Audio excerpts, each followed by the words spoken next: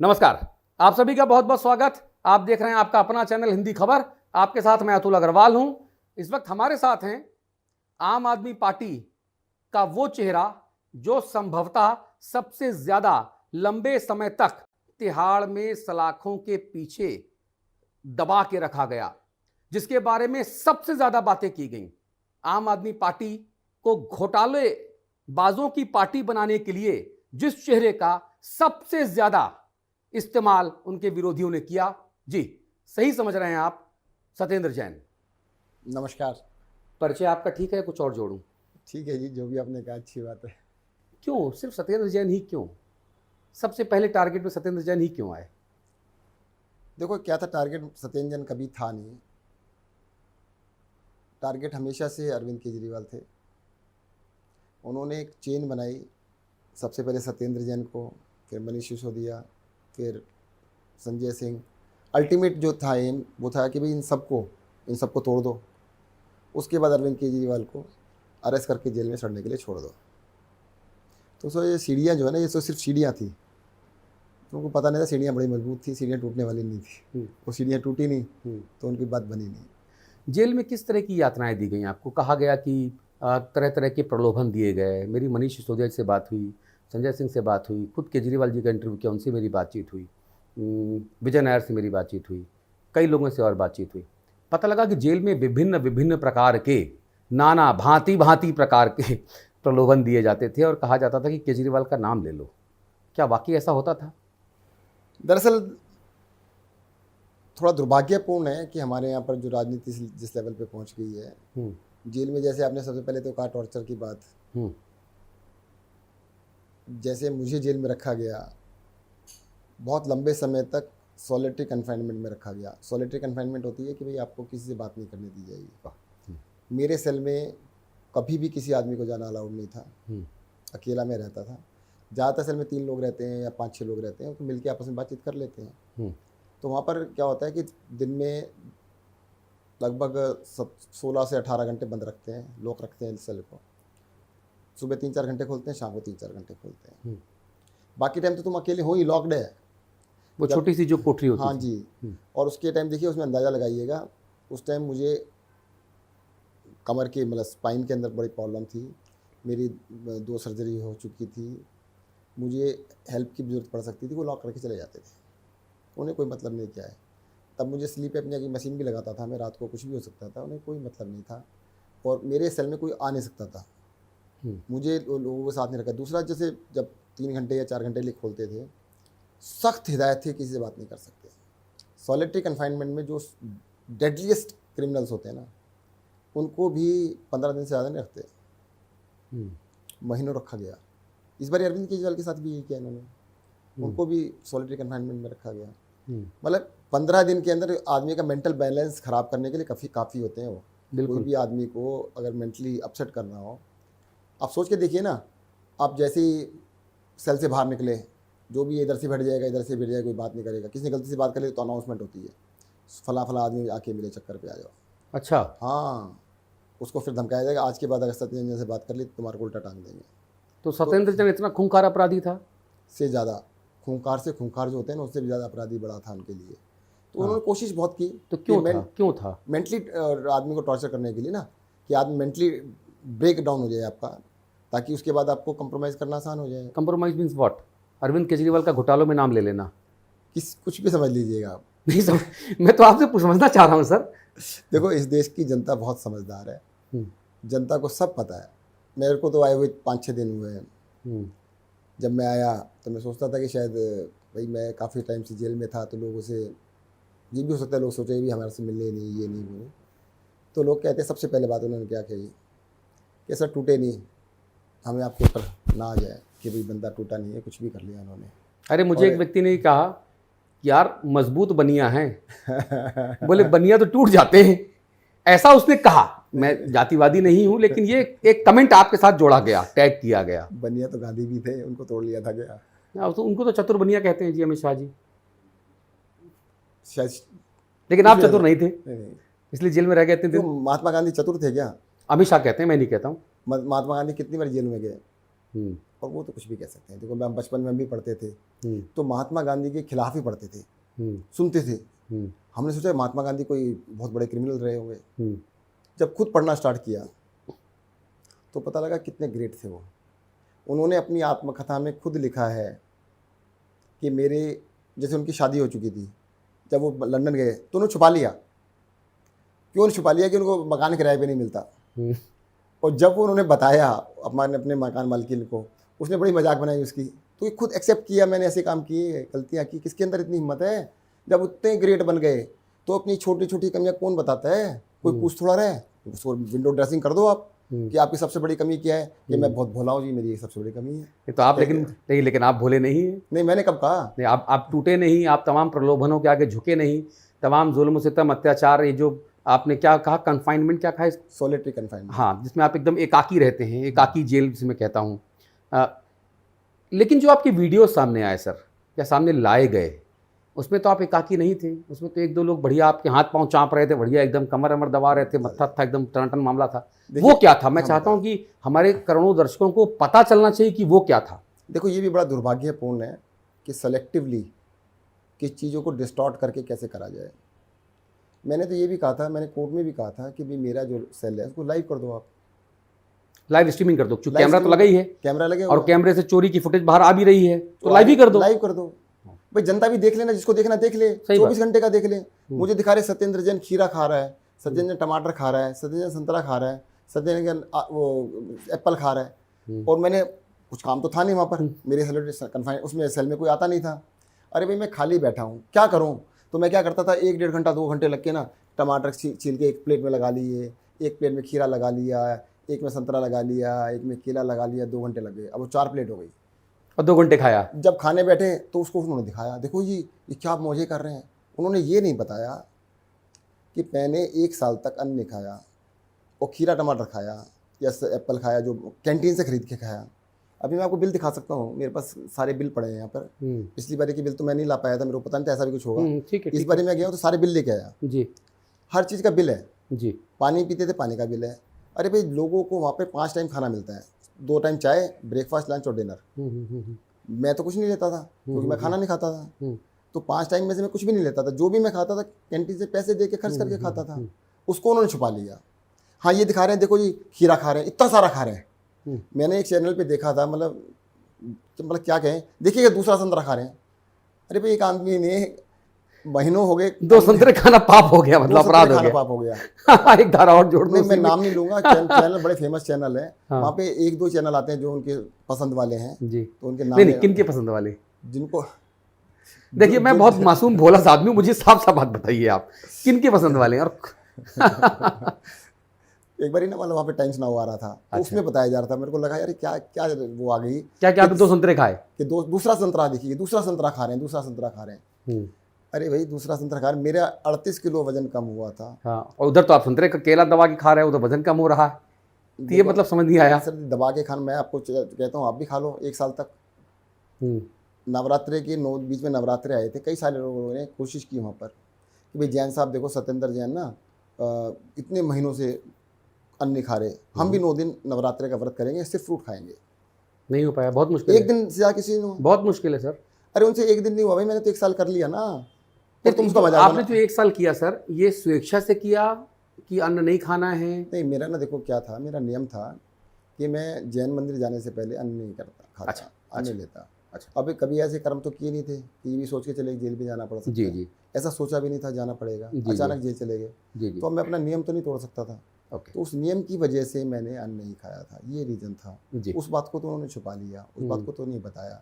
और supreme court के अंदर मेरी बेल के टाइम पर हमारे वकील साहब ने कहा कि सत्येंद्र जैन का 38 किलो वजन कम हो गया है। तो केंद्र सरकार की तरफ से कहा गया, अरे ये तो जैन है, इनका क्या है, ये तो ऐसे उपवास करते रहते हैं। मैं मर रहा हूँ, मेरा 38-40 किलो वजन कम हो गया, वो मजाक बना रहे हैं। लोगों को इतना बुरा लगा, इस देश के सभी हिंदुओं को, जैन्स को, जिसने भी सुना हो, कहते हैं ये ऐसे थोड़ा होता है, तुम धार्मिक आस्था का इस तरह से मजाक उड़ा रहे हो।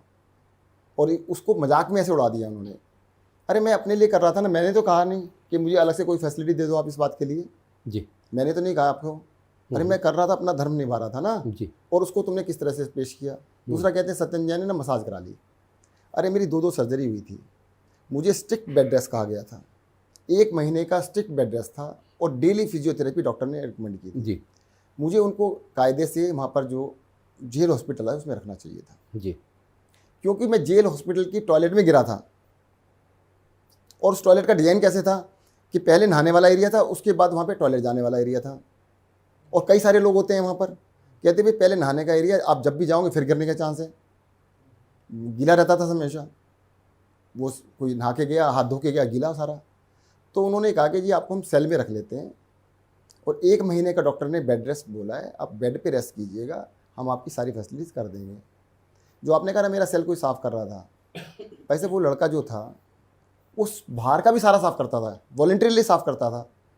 उसने मेरा सेल भी साफ़ कर दिया।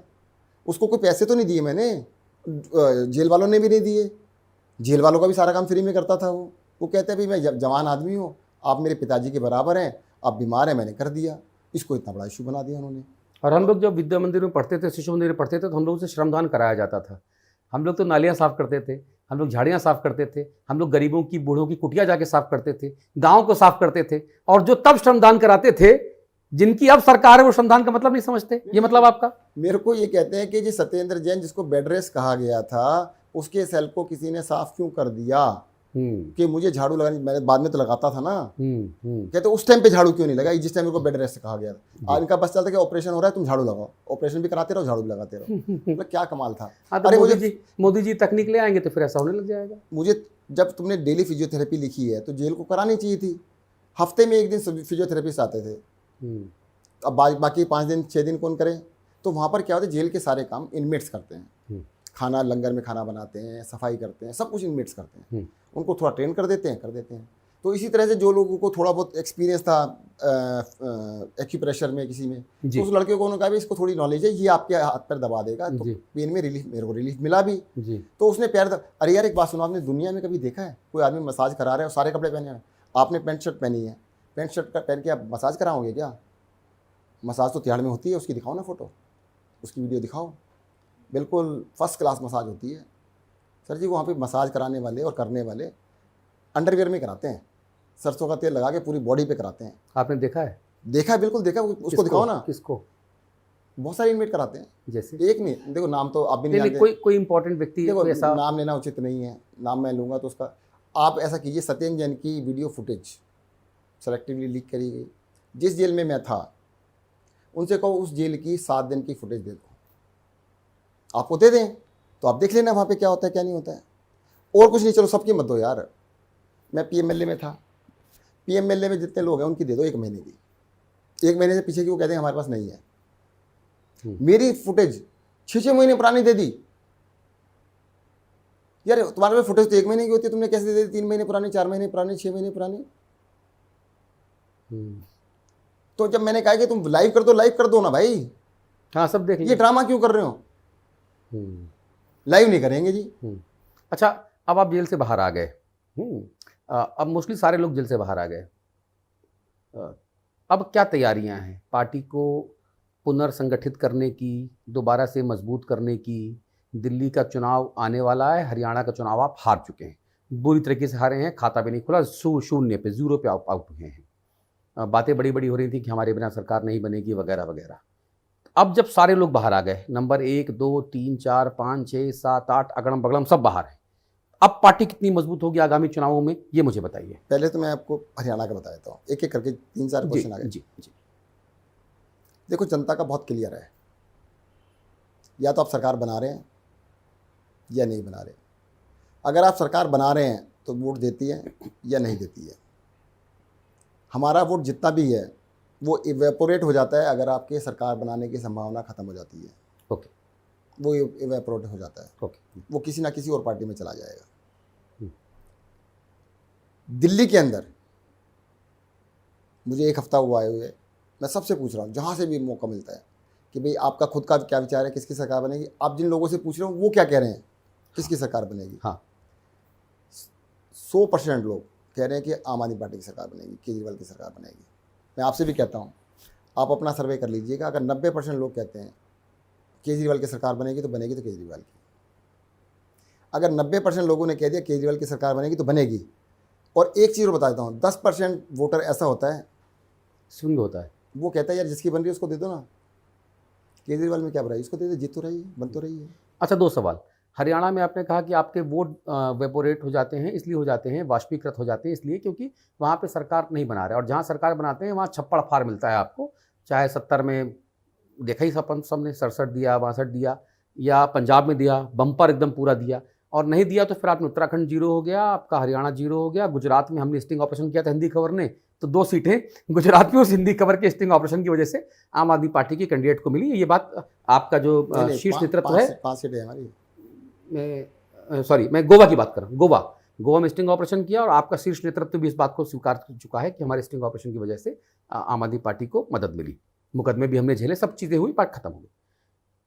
लेकिन सवाल ये निकलता है कि अगर हरियाणा में आपका वोट वाष्पीकृत ना होता, वेपोराइज ना होता, तो आपको वोट कितना मिलता? अभी तो 1.8 के आसपास ही कुछ मिला। देखो, अगर अरविंद केजरीवाल जी को अरेस्ट नहीं किया जाता और हम प्रॉपरली, जैसे हम 1 साल पहले हमारी हालत थी, 2 साल पहले थी, हम ठीक से इलेक्शन लड़ पाते, तो हरियाणा में हमारा कम से कम 15-20% वोट था। बट क्योंकि अरविंद जी को अरेस्ट कर लिया गया, हरियाणा के इलेक्शन डिक्लेयर होने के बाद, फॉर्म भरे जाने के बाद उनकी बेल हुई थी, तो लोगों को कोई संभावना किसी तरह की कोई नज़र नहीं है। नहीं, लेकिन आप लोगों ने कैंपेन चलाया था कि भाई जेल का जवाब वोट से, तो जनता ने तो नहीं दिया। तो नहीं, बता तो रहा हूँ, अगर जनता को संभावना लगती कि हम सरकार बना सकते तो दे देती।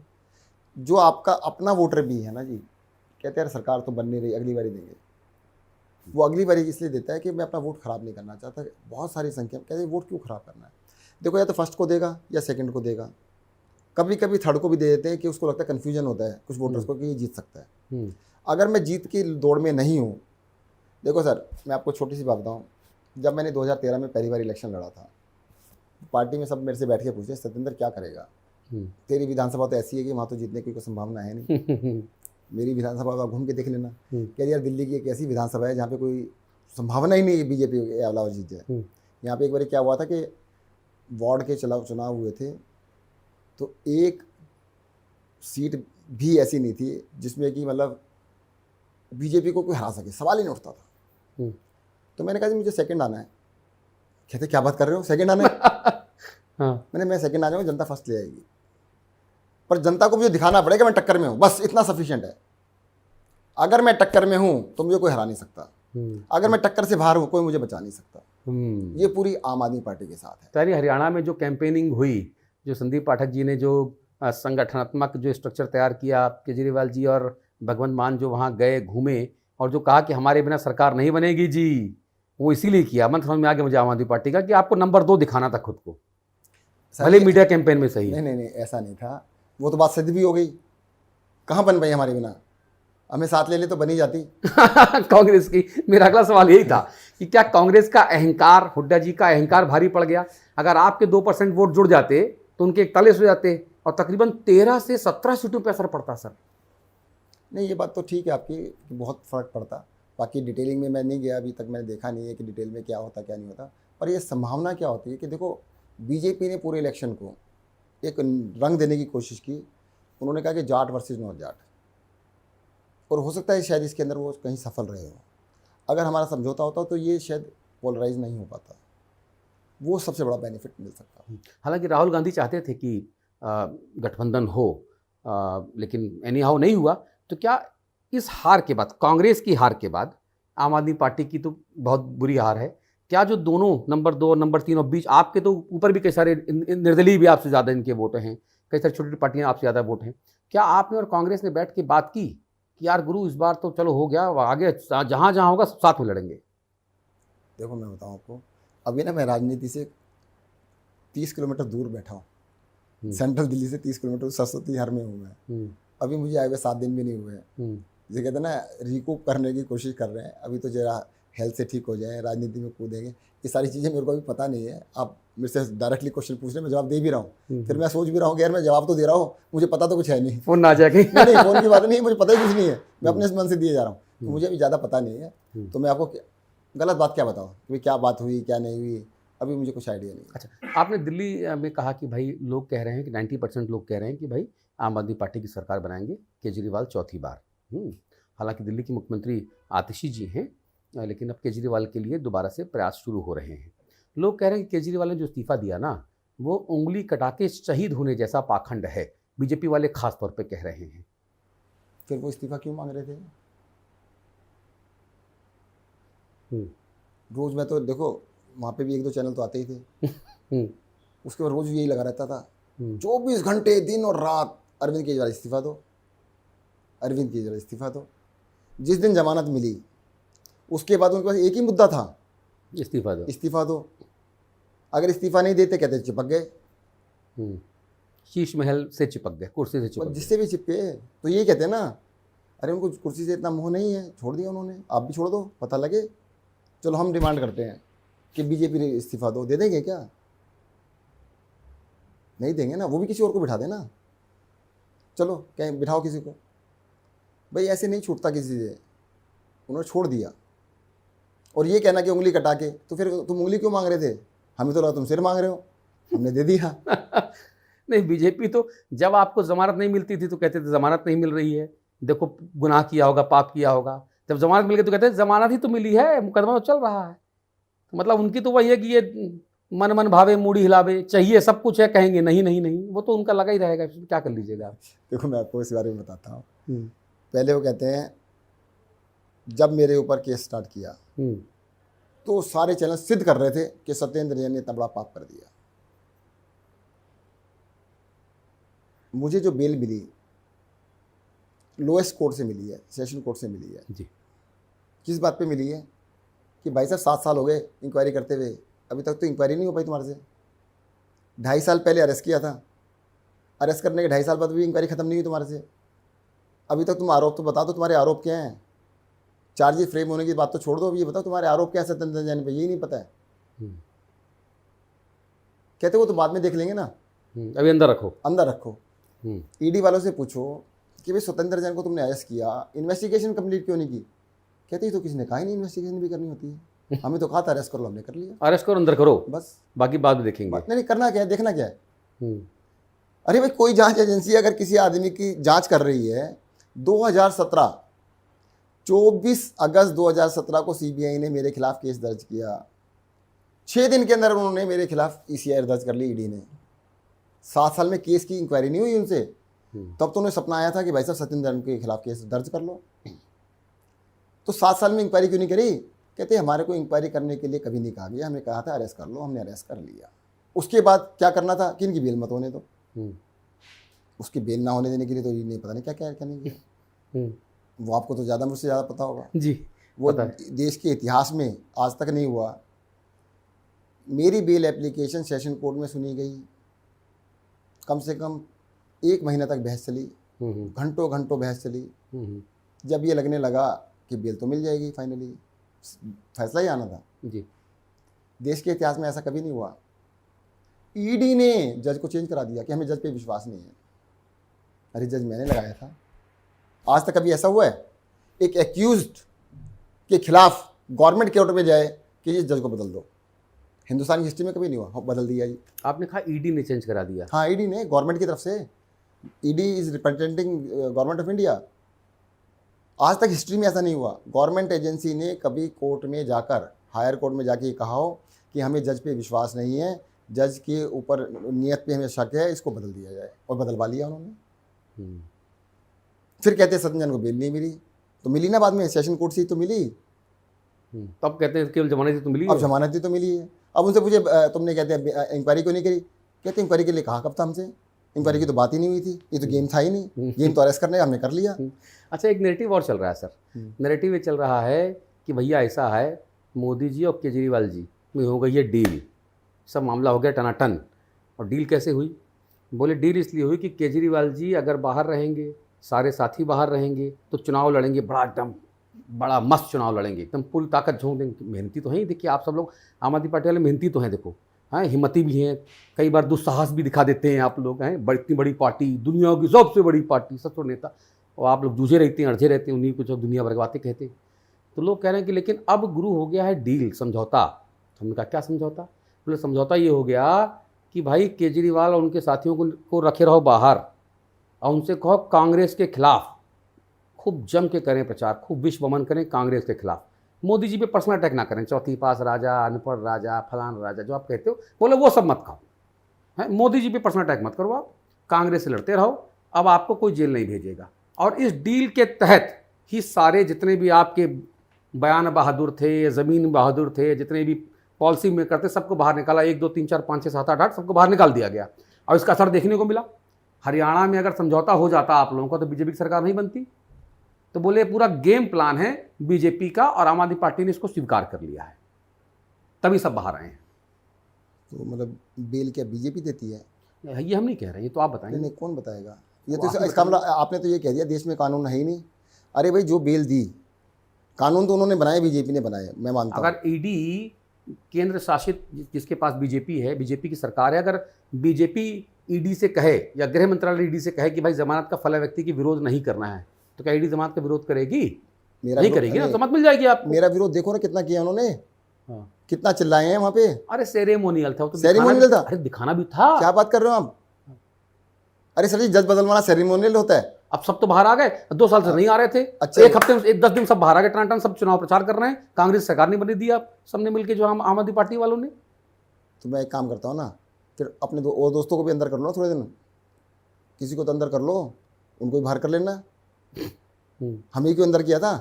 पहले आप लोग नहीं मान रहे थे, बाद में मान गए। अच्छा, मान गए? ऐसा कह रहे हैं बीजेपी वाले, ऐसा कह रहे हैं, यहाँ हमारी चर्चाएं हो रही, मैं नहीं कह रहा, वैसे मैं तो कुछ जानता ही नहीं हूँ, बताऊंगा आपको। देखो, इतना आपको भी समझदार हैं। अगर 2.5 दिन में, मेरे को 2.5 साल अंदर रहने की जरूरत नहीं थी, कंप्रोमाइज़ करना था 2.5 दिन में कर लेते। अभी आपने कहा बनिया का बेटा हूँ, इतना मूर्ख नहीं हो कि 2.5 साल रहने के बाद कंप्रोमाइज़ करूँगा।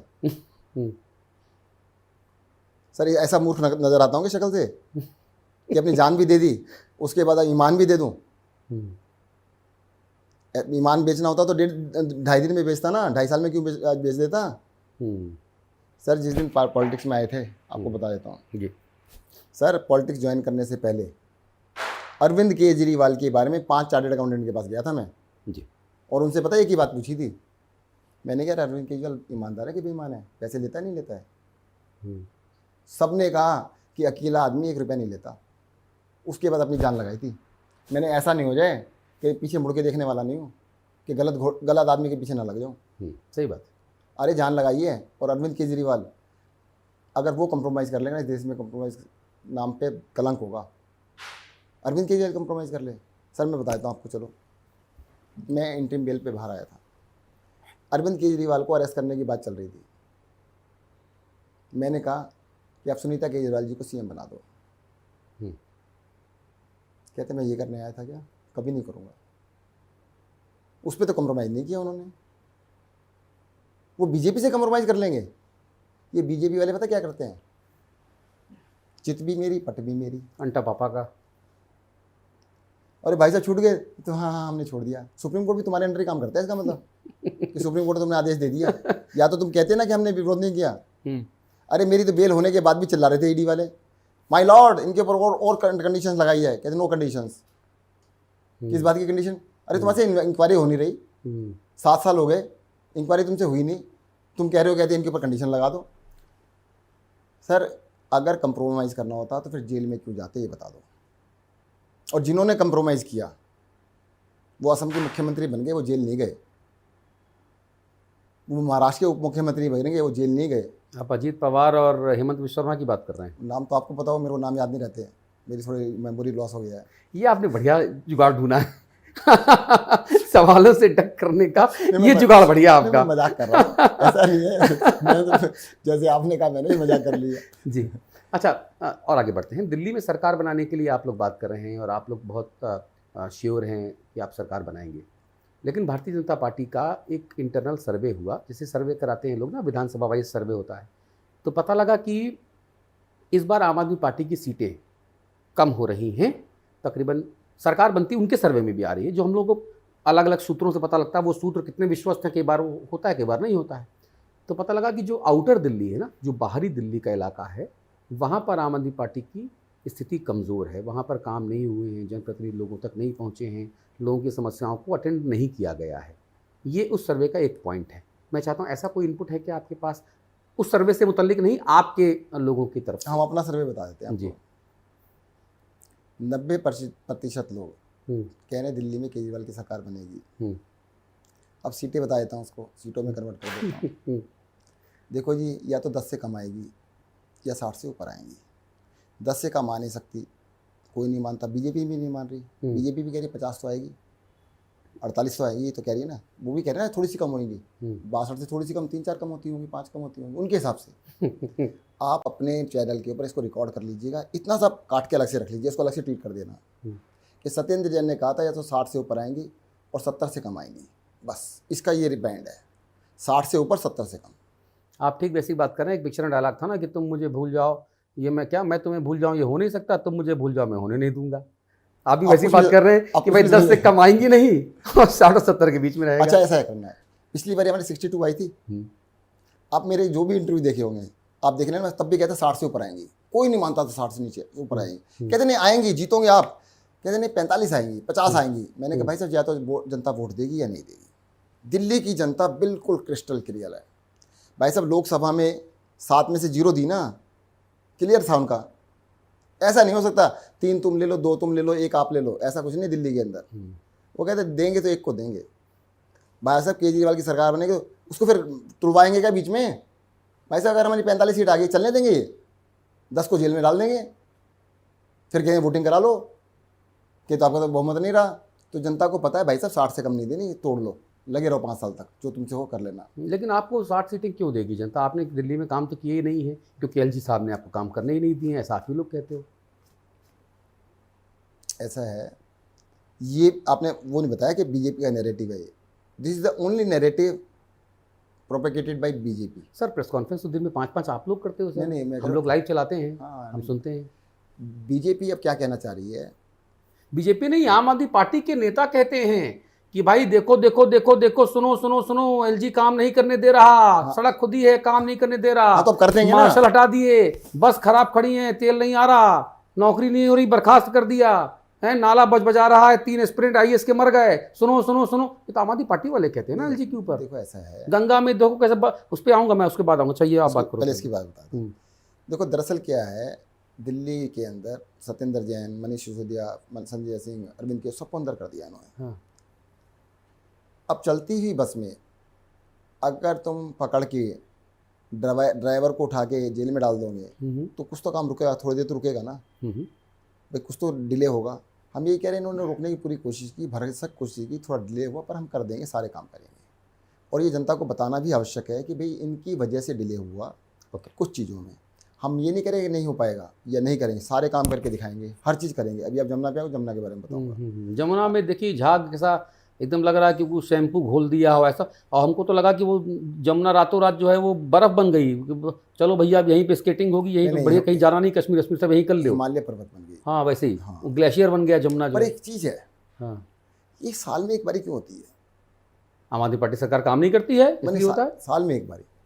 हाँ बीजेपी नहीं, साल में क्यों एक बारी होती है? साल में एक बार छठ पूजा होती है। अच्छा। और हर साल छठ पूजा से 1 महीना पहले से ये ड्रामा चालू होता है। झाग बन गए, झाग बन गए, 3 फुट के हो गए, 4 फुट के हो गए, 6 फुट के हो गए, 6-6 फुट के झाग हो जाते हैं। हाँ, अभी छठ पूजा खत्म हो जाएगी, झाग खत्म हो जाएंगे, थोड़े दिनों बाद देखना झाग खत्म हो जाएगी। हाँ तो छठी मैया ले जाएंगे। हाँ, पूर्वांचल कैसे होंगे? पूर्वांचल के वोटर हैं छठी मैया के जो मानने कैसे वाले झाग पैदा कैसे होती है बताता हूँ आपको। हाँ अगर आप 2 मिनट का समय देंगे। बिल्कुल पूरा समय है सर। अच्छा दे देता हूँ मैं। एक्चुअली में क्या होता है कि यमुना नदी के अंदर इंडस्ट्रियल वेस्ट जो होता है उसमें फॉर्माइट होता है, केमिकल फॉर्माइड, वो आता है इंडस्ट्री से। दिल्ली में इंडस्ट्री नहीं है जिसका पोल्यूशन पानी में आता हो। एक आता है शादरा ड्रेन के थ्रू यूपी से, 55 MGD, उसके अंदर बहुत ज़बरदस्त इंडस्ट्रियल वेस्ट होता है। दूसरा आता है DD3 पल्ला की तरफ से सोनीपत का इंडस्ट्रियल वेस्ट, हरियाणा से। तीसरा होता है बादशाहपुर से होते हुए नजफगढ़ ड्रेन के अंदर 105 MGD, उसके अंदर भी इंडस्ट्रियल वेस्ट हरियाणा से। हाँ जी, ये इंडस्ट्रियल वेस्ट जो आता है इसके अंदर फॉर्माइट होता है, इंडस्ट्रियल वेस्ट होता है। जब ये पानी के अंदर होता है तो उससे झाग बनने की संभावना होती है। झाग तब भी नहीं बन रहा, आप देखेंगे वो कालिंदी कुंज पे जाके बनता है। वजीराबाद से बन जाना चाहिए था, सारे में बनना चाहिए था, सारे में नहीं बन रहा। कालिंदी कुंज पे 12 गेट लगे हैं पानी रोकने के। बैराज है वहाँ पर। उस बैराज को चलाता है यूपी इरीगेशन डिपार्टमेंट, यूपी के पास है जी। सारे गेट नहीं खोलते। अब छठ मैया का टाइम आ गया है, छठ पूजा का टाइम आ गया है, सारे गेट बंद कर दो, 2 खोल दो। अब मैं आपको 2 कह रहा हूँ, कल कहेंगे नहीं 3 खोले रखे हमने, हो सकता 3 खोले हो। इंटरव्यू सुनने के बाद एक गेट और खोल देंगे। हाँ मैं कह रहा हूँ 2 खोलते हैं, हाँ। 3 भी खोल सकते हैं, सारे खोल दो ना, चलते हैं फिर 3 दिन बाद, छठ से पहले खत्म हो जाएंगे। वो क्यों बंद किए हैं? दिखाने के लिए, क्योंकि बहुत बड़ा ऑप्टिक्स है। भाई आपने मेरे से झाग की बात कर ली ना, वरना क्यों करते आप? झाग नहीं बनते तो आप नहीं करते, हर साल बनते हैं। अरे भाई साहब मैं मीडिया पे बोल रहा हूँ, मैंने तो 5 दिन पहले बोला था, अब तक तो खोले नहीं गेट उन्होंने। खोल देते, मुझे बुला लेते, मैं भी चलता, देख लेते भाई साहब वो खत्म हुआ नहीं हुआ। तो इसका तो रीज़न ये है कि उनको एक एनुअल फोटो ऑप ऑपरेशन करना है, उसके लिए करते हैं। तो आपका मतलब ये है कि बीजेपी शासित उत्तर प्रदेश और बीजेपी शासित हरियाणा प्रदेश की साजिश के तहत जो फार्माइट जो आप बता रहे हैं, वो इंडस्ट्रियल वेस्ट है, फॉर्मेट अलग से नहीं जो डाला भी इंडस्ट्रियल वेस्ट जो है, उसके तहत जानबूझकर वहाँ से चीज़ें यहाँ भेजी जाती हैं दिल्ली में, और फिर कालिंदी कुंज वाले जो बैराज हैं वहाँ के गेट बंद कर दिए जाते हैं ताकि वो झाग झाग दिखे, फोटो ऑप हो, मीडिया में बढ़िया फोटो आवे, बहुत वीडियो बढ़िया, बने। बहुत बढ़िया। आपका ये मतलब है? जी जी। तो इससे आपने इन दोनों मुख्यमंत्रियों को लिखित में अवगत कराया कि भैया क्या कर रहे हो यार, हमको तो पता लग गया तुम्हारी चाल। बता दिया, सबको पता है, इसमें क्या बताना है?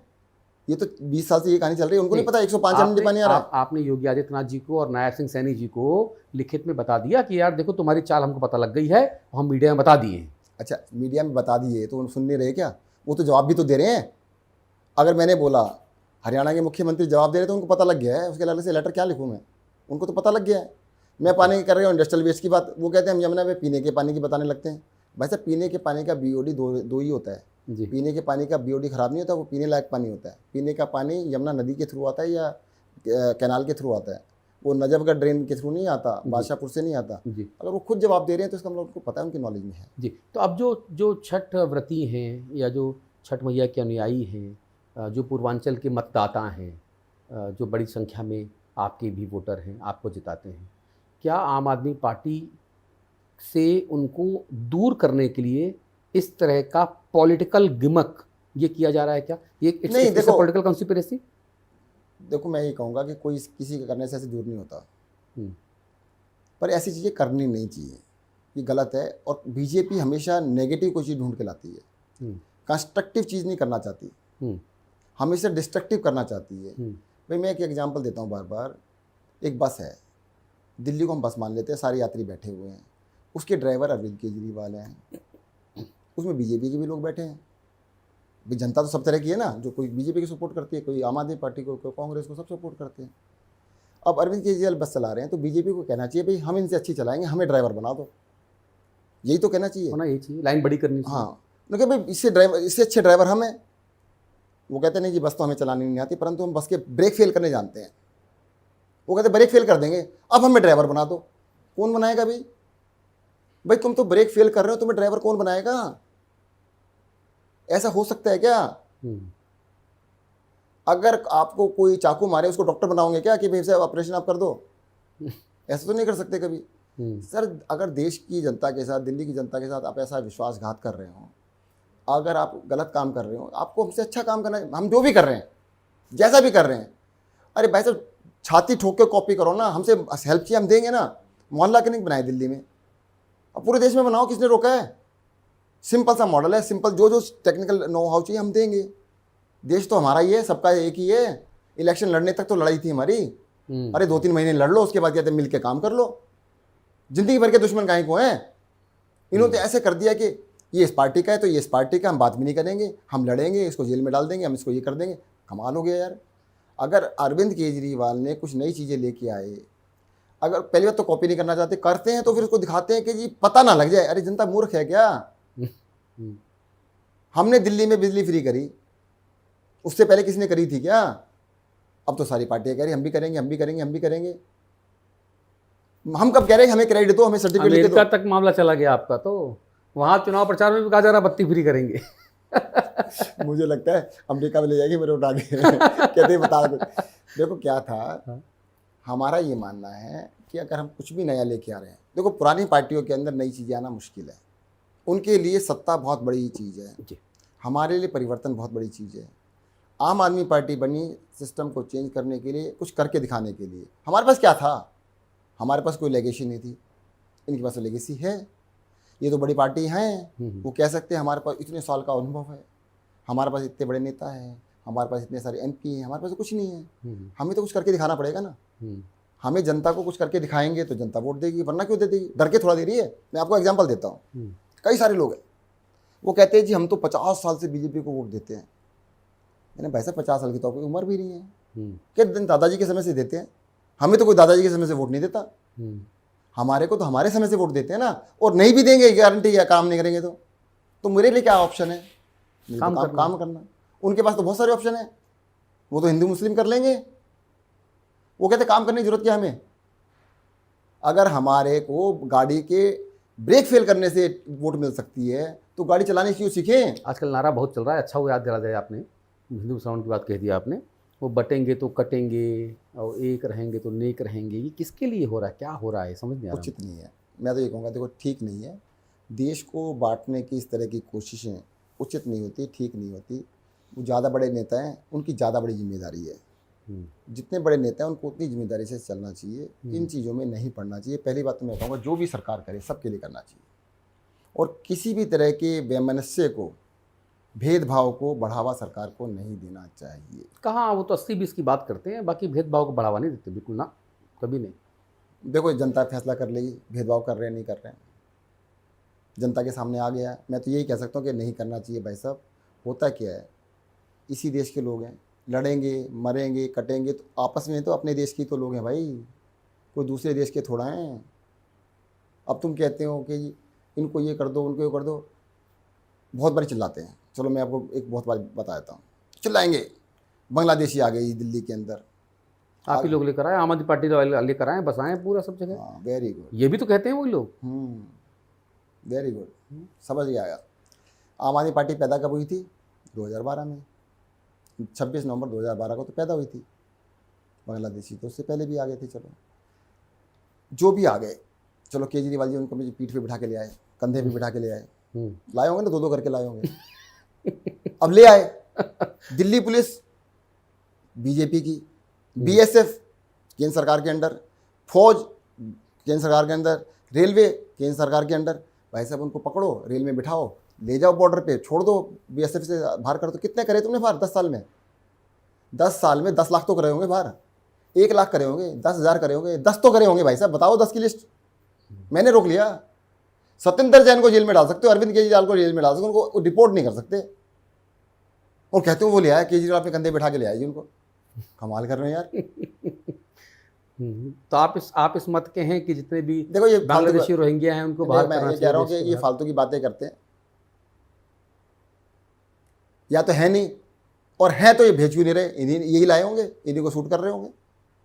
मैं तो नहीं लेके आया, और मैं तो कभी बांग्लादेश गया भी नहीं, और केजरीवाल जी भी नहीं गए, और ना हमारे इतने कंधे मजबूत है कि मैं अपने कंधों बैठा के ले आए। ये लोग कोई ना कोई फालतू की बातें करते रहते हैं। करना धरना कुछ नहीं, अरे करना है तो करो भाई, रोका किसने है? मैंने रोका है क्या तुम्हारे को? चलिए इंटरव्यू में और थोड़ा सा आगे बढ़ते हैं, बहुत लंबा संवाद हो गया, और मैंने जैसा आपसे वायदा किया था कि आपको बीच में रोकूंगा नहीं, आपको काटूंगा नहीं। मैं उन टीवी एंकर्स और संपादकों में कतई नहीं हूं कि मैं पहले से सोच के आऊँ कि भाई सामने वाले से क्या बुलवाना है और वैसे ही सवाल फ्रेम करूँ और वैसे ही माल निकलवाऊँ और फिर लपेटूँ झोला निकल लूँ, वैसा नहीं। हमने आपसे वायदा किया था कि आपको सर पूरा बोलने का मौका दूंगा, सवाल तीखे होंगे और लेकिन आपको पूरा सुन लूँगा। तो संभवतः शायद मैं जो मैंने वायदा किया था उस पर मैं खरा उतरा हूँ अभी तक। हाँ काफ़ी तीखे हैं सवाल। जी बस सबसे आखिर में मैं जानना चाह रहा हूँ कि अब सत्येंद्र जैन जी जो जेल से बाहर आए हैं, अभी 1 हफ्ता ही हुआ है, मैंने देखा है कि वेलकम बैक पापा, अच्छा लगा मुझे देख के यहाँ पर, और घर वालों की फीलिंग्स होती हैं। अब आगे क्या, सत्येंद्र जैन आगे क्या एज अ पॉलिटिशियन क्या देखते हैं आगे? देखो मैं अपने आप को पॉलिटिशियन नहीं मानता। मुझे लगता है कि पॉलिटिक्स या पॉलिटिशियन कहना तो एक गाली सी है देश में। आज मेरे को एक्टिव समाज के अंदर, समाज सेवा के अंदर आए हुए 10-12 साल हो गए। जब मैं आया था मैं कहता था जी नेता लोग ख़राब होते हैं, पब्लिकली कहता था, स्टेज से भी कहता था। आज मैं 10 साल के एक्सपीरियंस की बात कह सकता हूँ कि मैं गलत था। अब मैं कहता था बहुत ख़राब होते हैं जी। इतने खराब होते हैं तो सोच नहीं सकता। मतलब नेता खराब नहीं होते, बहुत खराब होते हैं, और इतने खराब होते हैं कि आप सोच नहीं सकते। देखो जो आम आदमी है ना इस देश का, आपको एक चीज़ बताऊँ छोटा सा, 2 मिनट और दे देना चलो जी।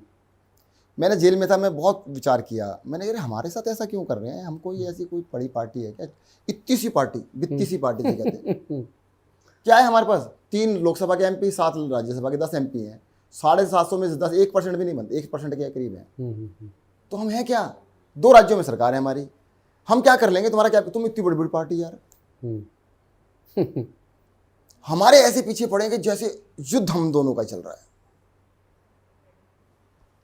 तो काफ़ी विचार किया, तो ये निकला कि ये हमारे खिलाफ नहीं है कुछ भी। आपके खिलाफ नहीं है कुछ भी? नहीं है, ये आपके खिलाफ है, जो मेरे इस बात सुन रहे हैं उन सब के खिलाफ है जी। आपको छोटी सी एग्जांपल दूंगा। मेरी सर्जरी हुई थी, मैं हॉस्पिटल के अंदर था, 5 डॉक्टर थे वहाँ पर उस टाइम पर। वो बोले, जैन साहब आपको हम अच्छी तरह जानते हैं, आपको अरेस्ट कैसे कर लिया। उनको ये भी पता था कि जब कोरोना था, इस देश के अंदर अकेला मैं स्वास्थ्य मंत्री था, हर रोज हॉस्पिटल के आईसीयू के अंदर जाता था, अपनी जान जोखिम में डाल के। उन्हें पता था, कहते जी आप तो उस टाइम भी मर सकते थे, आपने तो अपनी जान जोखिम में डाली, जरूरत क्या थी। तो ऐसे आदमी को अरेस्ट कर लिया। कोई मेरे उसमें नहीं लिखा था, मेरे वर्क में नहीं लिखा था कि आपको जाना है, मेरे अलावा कोई मंत्री गया भी नहीं था देश के अंदर। मैं गया, मैंने सब कुछ किया जो हो सकता था। कहते फिर आपको क्यों अरेस्ट कर लिया। मैंने उनसे कहा, डॉक्टर साहब एक चीज़ बताओ, मुझे जानते हो। कहते हाँ जी। कभी तो मन में आता होगा इलेक्शन लड़ लो। तो एक डॉक्टर बोले, सच सच बताऊँ। कहते क्या। मैंने सोचा 60 साल का हो जाऊँगा ना, उसके मैं इलेक्शन लड़ूंगा। सत्येंद्र जैन मंत्री बन सकता, मैंने क्यों नहीं बन सकता, मैं तो बहुत बड़ा डॉक्टर हूँ। ये क्या है। तो सबको लगता था कि यार ये बन सकता है, हमारे जैसा ही तो है, इसमें क्या खास है। What is unique about Satyendra Jain, unique ये हम में से एक है बस। तो मैंने, डॉक्टर साहब अब इलेक्शन लड़ोगे। कहते हैं हाथ जोड़ रहा हूँ, कभी नहीं लड़ूंगा। क्यों। कि जो तुम्हारा हाथ होगा हमारा भी होगा। तो इनका मकसद है कि वो एजुकेटेड, जो जिसके मन में जज्बा है कि मैं देश को बदलना चाहता हूँ, कुछ करना चाहता हूँ, उनको डराना। जो मेरे फादर ने कहा था ना, जिस दिन मुझे टिकट मिली, मेरे फादर ने कहा था कि इलेक्शन ना लुच्चे लफंगे लड़ते हैं, शरीफ लोग नहीं लड़ते, और हम शरीफ लोग हैं, इज्जतदार आदमी हैं, इलेक्शन नहीं लड़ना चाहिए। तो कहते हैं उन लुच्चे लफंगों के लिए रास्ता, मैदान साफ रहना चाहिए। फिर कहते हैं पॉलिटिशियन ख़राब होते हैं जी, सारे अच्छे लोग क्या कहते हैं, पॉलिटिशियन ख़राब होते हैं, पर क्यों, तुम क्यों नहीं जाते। कहते क्या है, सत्येंद्र जैन का क्या हाल किया, मेरा क्या हाल करेंगे, अरविंद केजरीवाल का क्या हाल किया, हम मेरा क्या हाल करेंगे। ये दिखाने के लिए किया है उन्होंने कि ऐसा ना हो कि इस मैदान के अंदर, जो मैदान खाली है, सिर्फ कुछ लोग जो कि बहुत अच्छे नहीं है, जिनकी डेडिकेशन बहुत ज़्यादा नहीं, वही उनके लिए मैदान खाली है। कहते हमारा मैदान खाली रहना चाहिए। अगर ये लोग आ गए तो हमें तो साफ़ कर देंगे, कुछ ही दिनों में साफ़ कर देंगे। हमने राजनीति बदलने तो आए थे, हम खुद को, अपना परिवार को आगे तो लाने नहीं आए थे कि हमारे बच्चे बनेंगे, मेरी बीवी बनेगी, ये बनेंगे, वो बनेंगे। हमने कहा था कि हम राजनीति बदल के दिखा सकते हैं, हमने बदल के दिखा दिया। अरे घर चला सकते हैं तो देश भी चला सकते हैं, नीयत साफ़ होनी चाहिए, और क्या चाहिए, कुछ नहीं चाहिए, और हमने करके दिखा दिया। तो इनको ये डर है कि अगर ये देश के नौजवान में, देश के पढ़े लिखे इंसान में ये आ गया कि हम भी कर सकते हैं ना, हम किसी, तो इनको कौन पूछेगा, इनको कौन पूछेगा। इसलिए जैसे कहते हैं ना, इनसिक्योरिटी, असुरक्षा की सर गांव में पता क्या कहते हैं, एक कौवा मार के टांग दो, 1000 कौवे डर जाते हैं। तो इन्होंने 4 कौवे मार के टांग दिए कि देखो तुम्हें जेल भेज दिया ना, सब डर जाओ। पर मैं फिर से कहूँगा, इस देश के नौजवानों, इस देश के पढ़े लिखे लोगों, हिम्मत करो, डरने की ज़रूरत नहीं है। हम भी तो नहीं डरे, हम भी तो नहीं टूटे, हमने हिम्मत करी ना, आप भी करो। और मैं कहता हूँ सारे नहीं आएंगे, कुछ तो आएंगे आगे, कुछ तो आएंगे ना, कुछ में तो हिम्मत आएगी। मैं कई बार कहता हूँ कि अगर मैंने कोई भी अच्छा काम किया है, पहले मैं ऐसा सोचता था कुछ भी अच्छा किया उसको छुपा के रखो। हमारी कल्चर क्या कहती है, नेकी कर कुएं में डाल, बताओ मत किसी को, हमें यही कहा गया। फिर मैंने कहा यार मैं नेकी करता जाऊँगा, कुएं में डालता जाऊँगा, नेकी बढ़ेगी कैसे, किसी को तो पता लगेगा ही नहीं। अब मैं कहता हूँ नेकी कर, फेसबुक पे डाल, ट्विटर पे भी डाल, ट्विटर पे भी, सोशल मीडिया पे। अरे जब बुराई होती है उसको सब जगह डालते हो, अच्छाई को भी डालो ना। अगर तुमने अच्छा किया, मैं कहता हूँ अच्छाई को 100 लोग देखेंगे, कम से 2 तो मोटिवेट होंगे। मैं एक बार एक उसमें गया, बड़ी मजेदार चीज़ बताऊंगा, ब्लड डोनेशन कैंप का इनॉग्रेशन करने गया। पूरे देश में सबसे बड़ा उन्होंने कैंप लगाया था, कई हज़ार जगह लगाया था। 1 लाख कैंप का टारगेट था कि 1 लाख डोनेशन करेंगे एक दिन में। 4-5 हज़ार रह गए थे उनके। तो मैं गया शाम के 3 बजे, तब मैं गया तो मैंने भाई ब्लड डोनेशन कैंप में मेरे को एक्सपीरियंस ना, इन्हों को फीता काटने जाओ, पता ही नहीं था क्या होता है। मैं गया, भाई मेरा खून ले लो और क्या कर सकते हैं। कहते हैं वो मंत्री तो आते हैं तो वो काट कूट के चले जाते हैं, खून नहीं लेते। वो तो कोई कहता है वो तो खून लेते हैं, देते थोड़ा है। मैंने कहा भाई मुझे इतना ही आता है, मैंने अपना ब्लड दे दिया। अब उनसे बात हुई तो कहने लगे 3-4 हज़ार हमारे टारगेट कम रहता है। तो मैंने ट्वीट कर दिया, बहुत सारे आ गए। नहीं आने गए, बहुत सारी गालियाँ आ गई, ओह, गंदी गंदी गालियाँ। एक आदमी बहुत ज़्यादा गालियाँ दे रहा था। तो मैंने उसको कहा, मैंने इसलिए नहीं कहा कि मेरी तारीफ हो, मैंने इसलिए कहा कि आप जैसे लोग कुछ जाएं और उसको डोनेट करें ताकि उनका टारगेट पूरा हो जाए। तो उस आदमी ने कहा, उसी आदमी ने जो सबसे ज़्यादा गाली दे रहा था, कहते मैं अभी जाता हूँ। वो गया, उसने ब्लड डोनेट किया और उनके टारगेट को आगे बढ़ाया। तो मैं ये कहता हूँ कि कोई बात नहीं, एक को समझ में आएगा ना, अगर मैं अच्छा काम कर रहा हूँ तो उसको बताना भी मेरा फ़र्ज़ है। किसी भी दिए को उसके जीवन का सबसे बड़ा काम रोशनी दिखाना तो है, पर बुझने से पहले 10 दिए और जलाना है।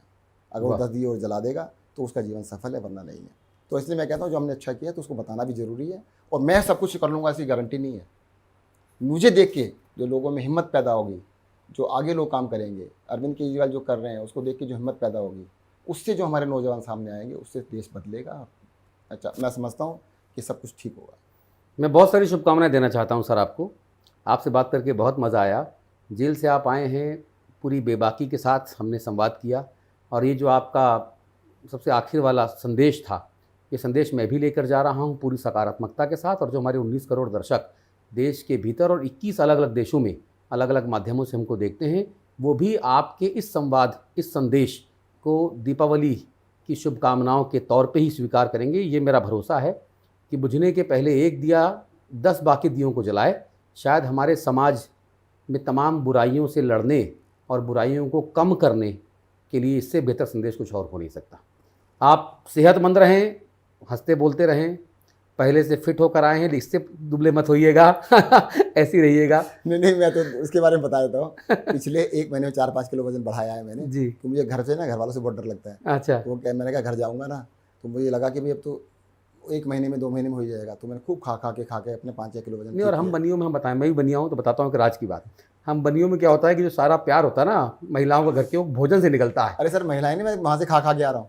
मैं अपना वजन इसलिए ठीक करके आया कि घर जाते मेरे बीवी बच्चों को थोड़ा तसल्ली रहेगी, जिंदा तो है। बहुत बहुत धन्यवाद सर, थैंक यू, शुभकामनाएं। आपसे मिलकर आप बहुत ऐसे ही खुशी सेहतमंद रहें, बहुत अच्छा काम करें जनता के लिए, जनहित में। जो आपकी विकासोन्मुखी योजनाएं हैं वो ज़मीन पे वैसे ही पहुँचें, जो आपकी भावनाएं हैं वो और बलवती हों, और जनता उनको पसंद करे। शुभकामनाएं आपको और सबको दीपावली की शुभकामनाएं। बहुत बहुत धन्यवाद। Thank you. हिंदी खबर पर खबरों का सिलसिला लगातार जारी है। नमस्कार।